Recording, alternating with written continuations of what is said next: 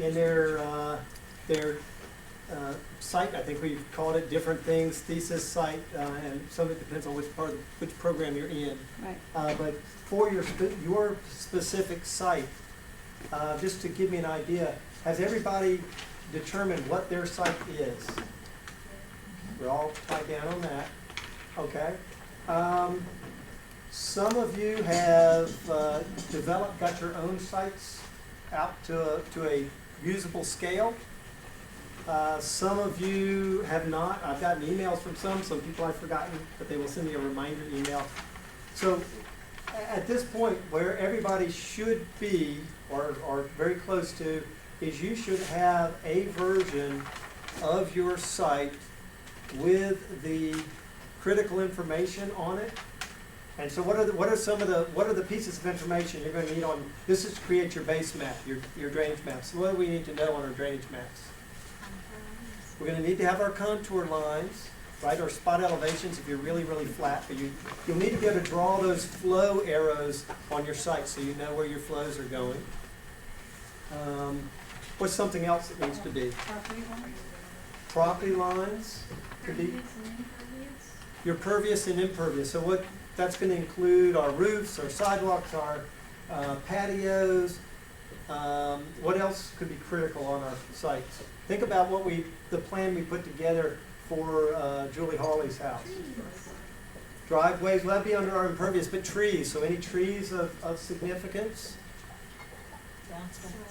Downspout locations, your soil types, your infiltration rates, which kind of goes in with your soil types, but it's sort of an extra layer of information. Anything else? Wetlands, any designated wetland areas? Okay? So this is the information we need to have on our base map so we can really get started to have an idea of what is going to be a reasonable stormwater BMP or series of BMPs that would make sense on a project. We need everything to be at a usable scale. So to me, I would say you want to have at least a scale of 1 inch equals 20 feet. Because if it gets smaller than that, we should have sites that are selected that are reasonably sized, pretty well focused, not the whole end of a park or something. So your site should fit on a D-size sheet at 1 inch equals 20. So you might need to scrunch down, but that I would say that I think everybody's site will fit down at 120 on a sheet. And at home when I generated, I had 1 to 94, 1 inch was 94 feet. okay. Would that be okay for everyone since we're doing kind of It's, well, even if you had to focus down on just like a rain garden, I think you're going to be better to get it to that 1 to 20, because at 1 to, you're basically at 1 to 100, your rain gardens just become sort of a fat marker spot on the drawing. So even if you just say, for this class, I'm going to focus on this one drainage area and this one rain garden, might be better than, you can get a pretty big area at 1 to 20 on a D-size sheet. So, and if it gets bigger than that, quite honestly, it kind of you can run into a lot of issues. They're sort of beyond the skill level that this class is preparing you for, if that makes sense. So if you're doing a huge rain garden, a 5,000 square foot rain garden, that can bring up a lot of issues that are, we're really not touching on here. So you're kind of getting too big for the likes of us. So once you've got a hard copy of a drawing that is at a scale, preferably 1 to 20, 1 to 10, if you can get it on an 11 by 17 sheet, that can be more convenient. And we use 11 by 17? Yeah. If you can get it to the right scale. Yeah, if you can get it Well, at, yeah, I thought we had. if you can get it at 1 to 20, I'd say an 11 by 17 sheet, and you focused your site in, that's a lot more convenient to carry around to work on, a lot cheaper to get copies. That is perfectly fine. So now you've got a hard copy of your plan, or maybe like in Jill's case, she's got a couple of hard copies, because I couldn't find anything on one site that showed the aerial, where you can see the site features, and showed the contour line, so she's got two different maps there. But whatever map you've got, that is not going to be your, it's your starting point, but you're going to use that as the basis to create your base map. You want to start with a nice clean base map. So a lot of these are aerial photography, there's a lot of junk on there. It's going to be hard to see what you're actually drawing. So you will take that map and typically you would trace that. So Lauren actually found the world's widest roll of trace paper, or what we used to call back in the day butter paper. So this is 36 inches long, I'm pretty sure. So this would, you could trace this, the 24 by 36 inch sheet in one piece, so you don't have to take a bunch of pieces together.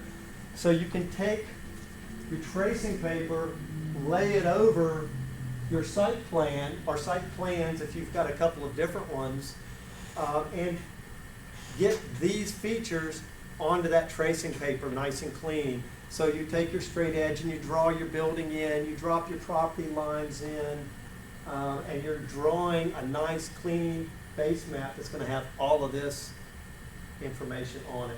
At that point, you've got a nice working basis. It's clean, it doesn't have a lot of junk on it, it's easy to read, and you can start, you have a basis to start putting in your BMPs. You want to add anything to No, that? that's good. Anybody have any questions?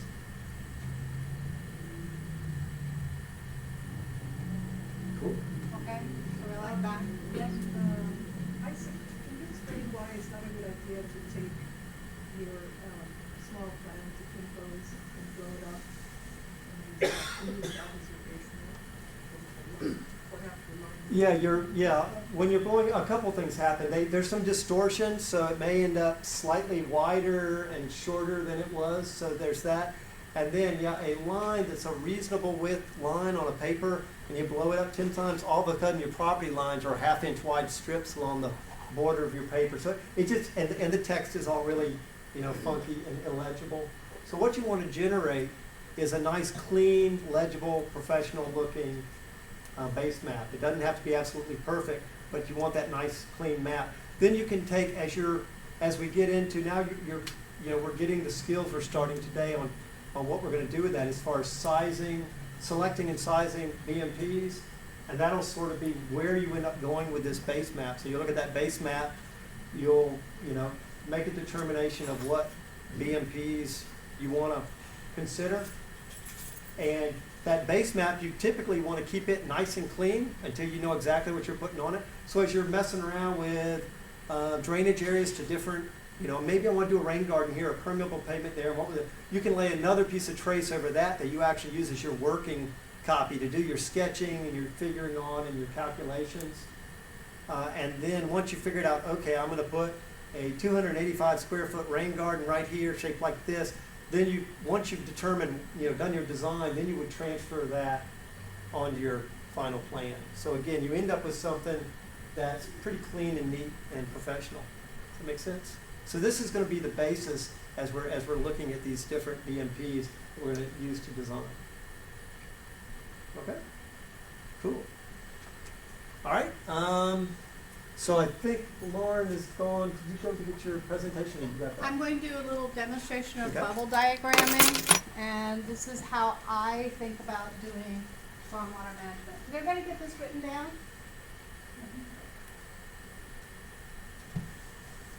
If somebody who writes it down, who puts it on their, puts it in like a Word document or something, I'd appreciate it because I want to share it with the folks at the MIST class.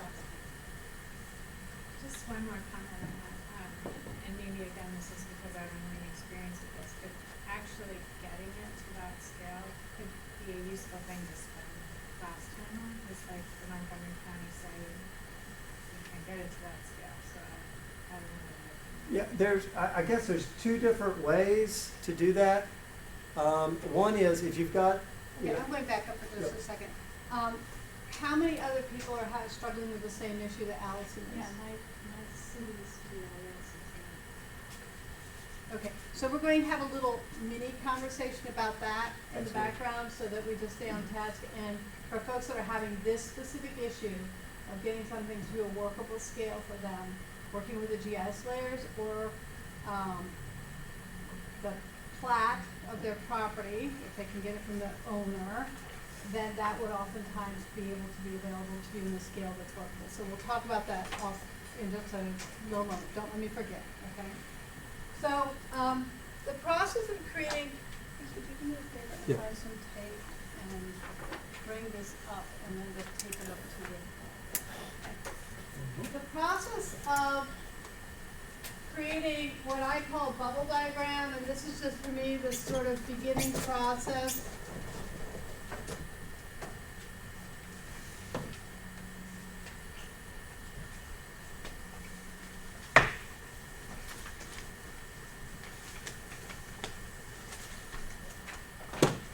So if I have a house here, and I have a driveway that's coming into a carport,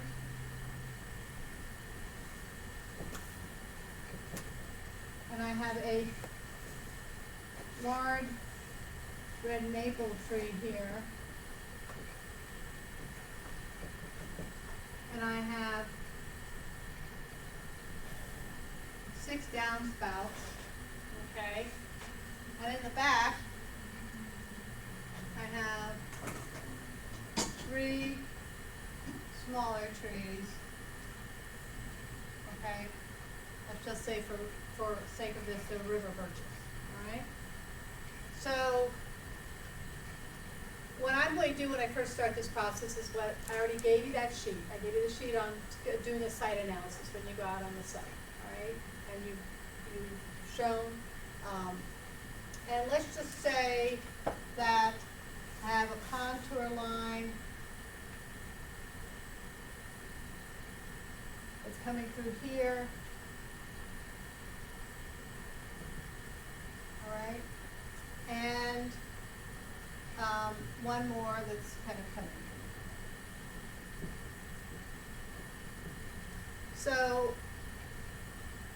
and just for, I have no idea if this is still looking there.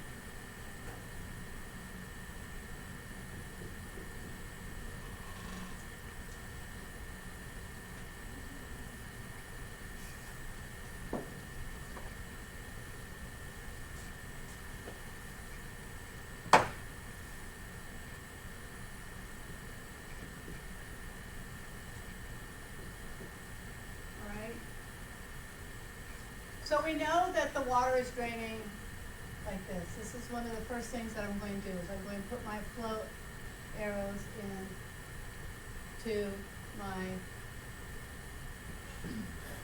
onto my contour line, right, so that I get a sense of it. I'm also I will have already done a drainage area analysis, right?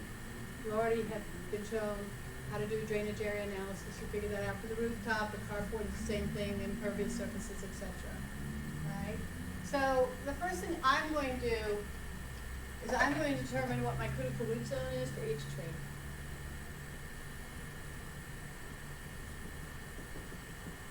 I'm going to map that out on my plan based upon the formula I gave you earlier today. Okay, so those are my critical root zones. They're not I can never, ever, ever go in there, but I want to be aware of it so that I know what the issues are. And I know that the water is flowing down to the front yard here, okay? And there probably is some kind of swales that's going around the house because that's what design's brought out.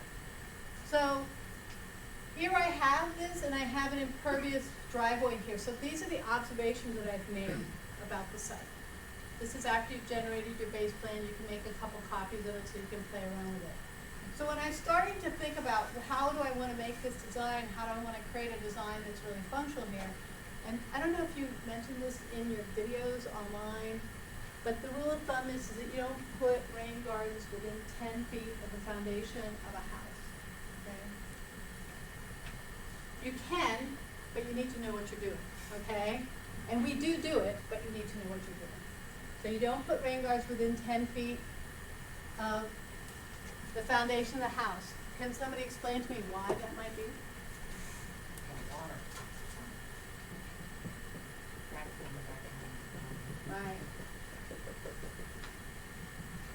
Okay, so that's another area that it's going to be difficult. But what did I do here that's already a mistake? Jolie?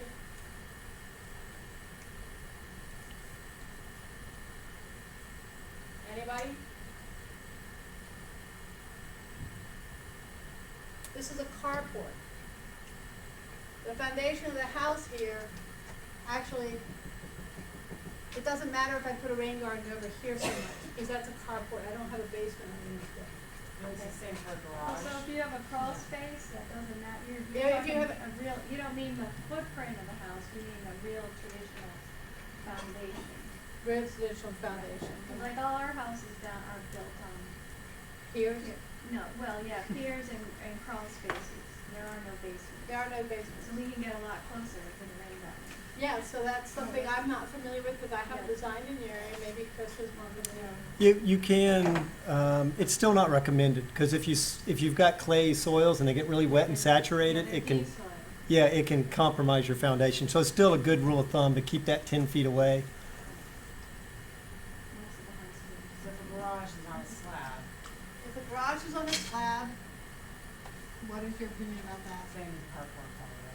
Yeah, it's, It's inconsequential. Yeah. You're not worried about water necessarily getting underneath the slab, but it's, you know, if you can get away from it, then you don't have to do it. But Alex was talking about, and essentially Jessica, we have a number of sites that are small home sites, and you're trying to figure out where you can put in your BMPs, and it's very complicated. So here's my big bubble diagram piece, okay? So now I'm starting to think, okay, if I have to do something, I can do something underneath the driveway. If I have to do something, I know I can work in this area here. If I have to do something, I know I can do it over here. You know, so now I'm starting to define areas that I can work in with BMPs, right? I've started to clear out those areas where I can figure out where I want the BMPs to be. I could manage stormwater back here in this portion of the garden, in this portion of the garden, that sort of thing. So this is starting to define areas that are reasonable areas to consider putting in BMPs. And something we haven't also talked about is that it is a more effective treatment if you treat it higher up on the slope. So it's really ideal, if I'm getting a lot of runoff from my neighbors up here onto this site, I really do want to put some sort of rain garden or some sort of facility, BMP, high up on the property, if you don't have too significant a slope that is going to be an issue. Would you disagree? no, that's absolutely. Okay, because now I'm capturing all that water and getting that to infiltrate into the soils here, and it's not just surface runoff into the back of my home. Okay? Same thing if you're working along a shoreline. It's much better to put your BMPs or places for water to infiltrate into the ground at the top of the shoreline than at the toe of the slope. The toe of the slope, if you're connected to water on a lake or something like that, is already going to have kind of a higher water table or less capacity to infiltrate. It will still flow into the lake, but it's better if you put it on the upland side. Okay? So here I'm starting to do this.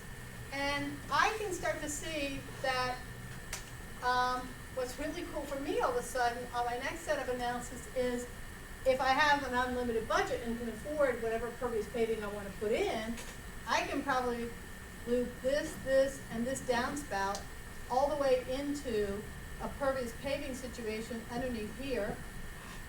And my downspouts can just start connect and put it into underneath the driveway, 10 feet away from the foundation of the house. But I can get close to, you know, a third of the house, the roof runoff drainage into that pocket right there. Does it make sense? Yeah, I was just gonna ask, when they're getting tax credits from like a county, you know, the Mhm. county, is that connected? So when, to have to get the credit, your downspouts have to be connected to the front, underneath the front of the It's my understanding that they do. They have to be clearly connected, or some conveyance system needs to take that stormwater from the roof to whatever your treatment area is, your storage water area is. If you're going under the driveway, why would it be important on impervious surface?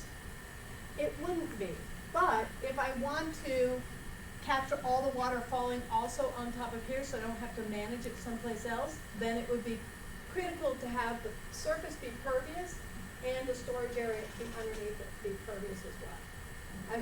storage volume underneath the pervious surface. So now I am treating my drainage area into there is, this entire area could in theory be stored underneath that driveway there.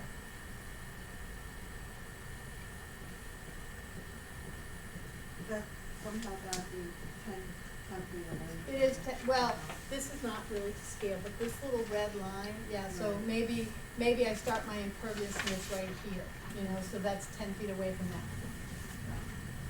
Okay, does everybody follow me along to this line of reasoning thus far? But, how do you get the flow to go jump 10 feet to the pervious pavement district? Oh, well, the way you're going to do this, if this is your house, and this is your whatever roof line or whatever, and you have downspouts that are coming down here, Judy, and this is your carport, and this is the downspout, you're just going to take a pipe and run it to this downspout, tee it in, and run it, let's say, we didn't pull that one, but, so, and there's another one behind here, it's just going to be a pipe that goes into the pervious section of the driveway, okay? You need to have some place for the water, like, let's just say we had a real deluge of a storm, you'd have to have an under drain or someplace else for the water to go to. You can't, I made so many mistakes doing this work early on and not knowing what the heck I was doing. Like, so for, like, the first 3 jobs I did, I put pipes into huge pervious spaces in the back of somebody's garden, like French drains or something, or it was underneath a pervious walkway, and I had no outlet. So I got a call like January 15th saying, there's water backing up in my downspout and freezing out and breaking my downspout, or whatever their complaint was. It was a not insignificant complaint to be getting on January 15th. And the only reason we really, you know, they were just, the water, the storage capacity had it finished. So do you understand how we get that to there? Okay, great. So I could also put in, I can put in a rain garden here, I can put in a rain garden here, I can put in a rain, so I can pipe these two to this rain garden over here. And this is my little outlier.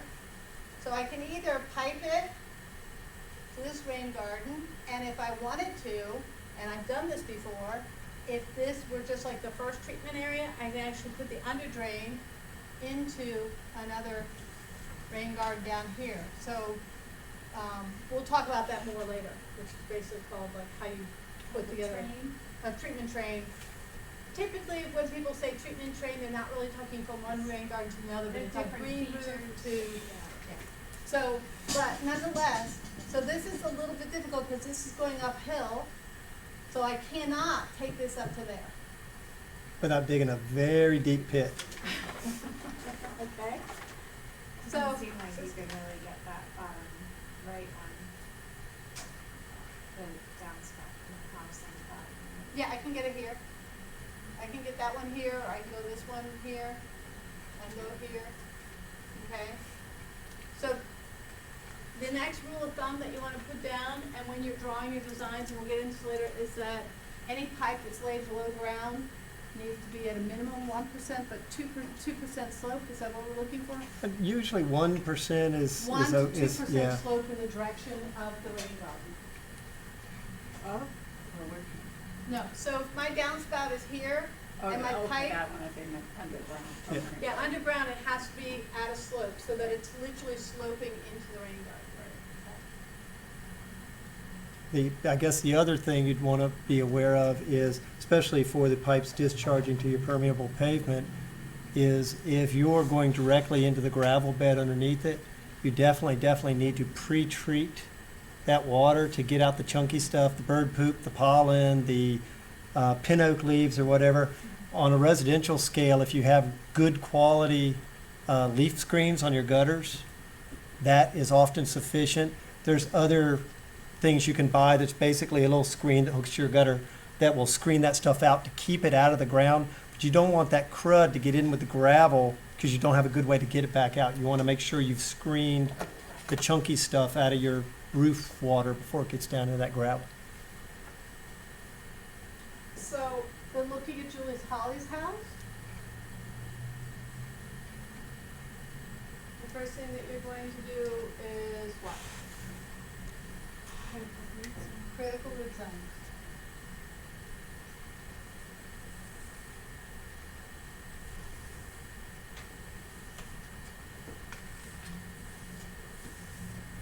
It's likely that these critical root zones are all at the canopy tree or greater, the canopy of the tree or greater.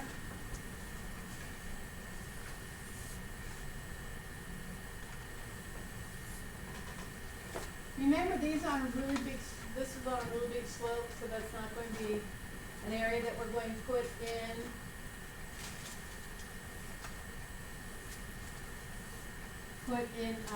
BMPs, generally speaking. You can, but it's very advanced work. So what is that telling me already? Not a lot of room. Okay. How many gallons of water did those trees handle in a year? 61,000 gallons or something? 64,000 gallons. So why mess with something that works? Well, she's gotta cut those two down in the front, because they were looking in real bad shape. Okay. So, wow, great. Now we have this area here again. What's the next thing? Next thing that I want to do here, after figuring out the critical root zone? Right. So basically, I have no idea what it is, but it's basically like 10 feet around from the foundation of the house. Okay. Let's just say it's that. Anything else? I didn't ask her, I'm assuming she doesn't have a septic system. No, they don't have something. But that is a good thing to Right, know. I was gonna say, those are other critical things that you. Yeah.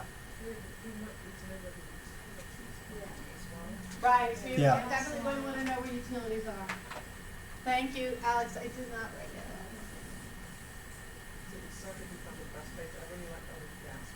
Right. We were doing the site that we just designed. Funny you and should say that. Our rain garden is located about 7 feet over, it's not really, I'm making exaggerations, it's like 3 feet over from a 6-inch gas line that we had a private utility marker come out and mark it because you cannot trust Miss Utility when you're really working on serious sites. 6-inch gas line, imagine our backhoe hitting that. That would have been July 4th early in Northeast DC, Yep. okay? So. That's why they call it missed utility, because they miss where they are marked. That's terrible.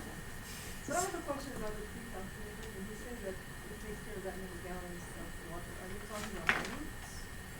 But no, it's Or a the combination, very good question, it's a combination. The stormwater calculations, I figured out the diameter, breast height, and screw trees, but the canopy does count because part of the trees infiltrate whatever hits them. So that's part of why, they slow down the stormwater, but also the roots absorb water as well. So the calculators count both of those. Yes, they now. did, yeah. So it's also with all that surface area hitting all those leaves, there's a higher rate of evaporation, because you have all this, not only is are the leaves providing, slowing down how much erosive factor the rainwater has hitting the soil because it first hit something else, but all that surface area of the leaves during the leaf out season means that evaporation happens that much more with any raindrops that hit that. So, yeah, so certain street, like, we have palm trees, they, provide zero stormwater effect. Obviously, there's water in the canopy, so it's in the top. And you can look up and see the different species and how they have been, widespread versus skinny. So anyways, this is an area where pervious paving could be put in. This is an area where essentially this whole area in here is an area where any kind of BMP. This area in here on this side of the gas line, I just put the red line as utility. That is just such a small amount of that critical root area for that first tree. If you took the first tree, this whole area over here might be available for space. She has one though, it doesn't show you like in that first one. I never really believe that's a rain garden, but I Oh. didn't ask her. Okay. Driveway. Right, the driveway would be perfect, And, or and, some amalgamation of the driveway. and one other thing that I don't know how you would normally approach on site, usually on these residential sites are small enough, we have pretty consistent soils everywhere, but on our bubble diagram, it's also good if you've got a change in soils across your site, it's good to know that the front yard has got good soils and the backyard has got D soils where it's not going to infiltrate, because that's, you might still, as we said, you can put in an under drain and put in a BMP, but it's best, if at all possible, to put them on good soils and get full infiltration. Right.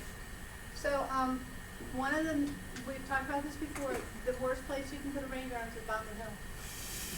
Where everybody says, oh, you walk into the light, oh, I know this rain garden will go right here where the water's standing. Well, the water's standing there for a reason. It's standing there because it's not infiltrating quickly into the ground. So 90% of my clients will say, I think a rain garden would be perfect here, and I'm like, no. Okay, so I mean, so just get away from that. So it would be easy to say the rain garden should go here, or the rain garden should go there, but it's very difficult. Like, I don't exactly remember the topography. Wherever the lowest spot is not the best place to put the rain garden. Because there's sediments that have built up over time that it means that it's going to continue to develop. You can do it.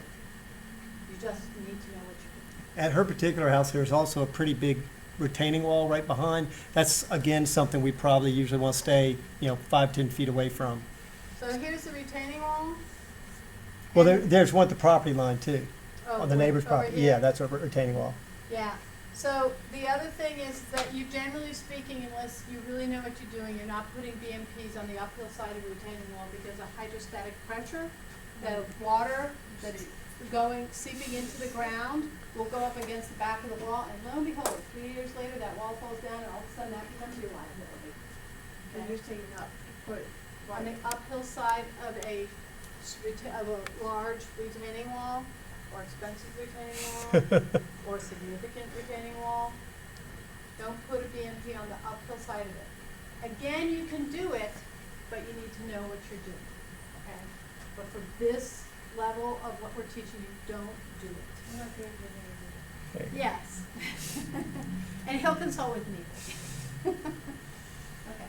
So does everybody kind of understand what the purpose of this bubble diagramming exercise is? It's really showing you where you can go about putting in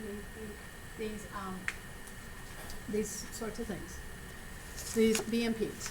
And it's kind of fun because we didn't even talk about if she wanted to put a $10,000 gallon cistern right here in her front yard to advertise it to everybody, she can do that too. So that's okay. And Okay. there are zoning things in Arlington? Oh, no. Arlington, no, they'll let you do anything you want. They Can don't, we get mad if you don't? they don't understand yet, they'll think of it, you permit it as a rain barrel. And it might be 10,000 gallons, and it will only be the smart inspector that kind of goes, that's not 67 gallons, that's 10,000 gallons.